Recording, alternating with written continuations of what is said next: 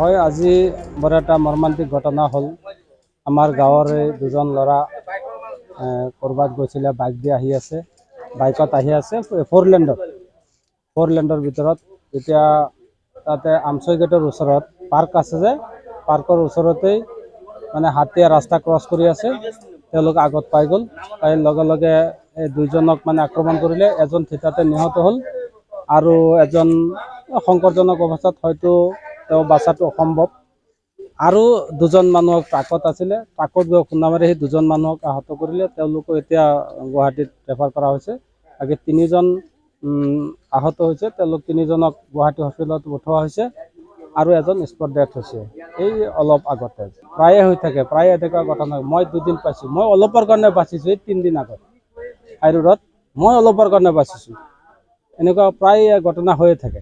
আজি তেওঁলোকে ক'ৰবাত গৈছিলে, আহি আছে, তেওঁলোকে বেপাৰ কৰা মানুহ, বেপাৰ চেপাৰ কৰি চলে, আহি আছে, আহি হঠাৎ মানে ডাইৰেক্ট সিহঁতে দৌৰ মাৰি পাৰ হয়তো ৰাস্তাটো, গাড়ী চাড়ী চাই পাৰ হৈ আহি পাই গ'ল ৰাস্তাত পাৰ পৰাৰ লগে লগে তেওঁলোকে দুটাক আক্ৰমণ কৰিলে, বাইক চাইক ভাঙি তেওঁলোকে আক্ৰমণ কৰিলে। এজন থিতাতে নিহত হ'ল আৰু এজন এতিয়া সংকটজনক অৱস্থাত আছে।